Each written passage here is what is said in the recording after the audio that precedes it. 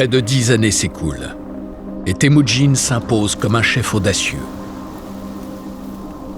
Il est déterminé à reconstruire le royaume de ses ancêtres et à unir les dynasties des steppes.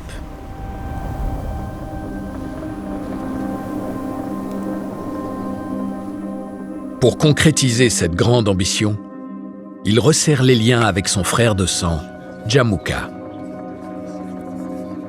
À mes yeux, Jamukha est l'une des figures les plus fascinantes de l'Empire mongol. Temujin et Jamukha étaient amis d'enfance. Ils s'entendaient à merveille. Ils échangeaient des pointes de flèches. Ils jouaient sur la glace et chassaient ensemble. Temujin n'avait pas d'autre ami en dehors de Jamukha. Ils étaient frères de sang. Ils s'admiraient mutuellement. C'était une amitié scellée par un engagement. Il fallait prêter serment. Il fallait jurer devant certaines divinités qu'on ne se trahirait jamais, qu'on tiendrait promesse. Jamukha était intelligent. Il avait grandi, lui aussi, dans une famille noble et il avait reçu la même éducation que Temujin. Il appartenait à l'aristocratie, mais il ne venait pas de la haute aristocratie comme la famille de Temujin.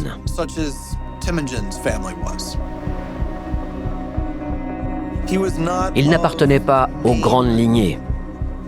Il venait d'une branche secondaire. Donc, il n'était pas au même niveau, même s'il aspirait à l'être. C'était un général extrêmement talentueux. Mais, malheureusement pour lui, il était aussi très arrogant.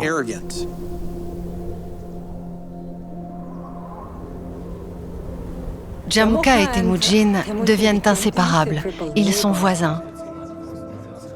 En fait, Jamukha accueille Temujin dans son camp et Temujin y vit avec Borté et toute sa famille.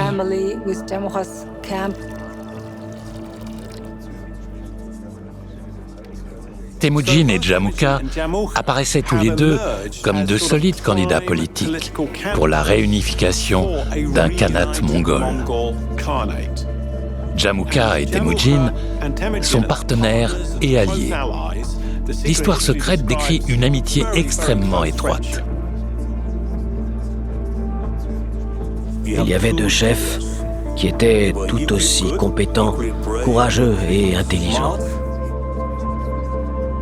Mais dans une société où il n'existe qu'une seule hiérarchie, il ne peut y avoir deux chefs sans qu'ils finissent par s'affronter. Et pourtant, la situation était précisément celle-là. Liés par le sang et l'ambition, Temujin et Jamukha entament leur ascension.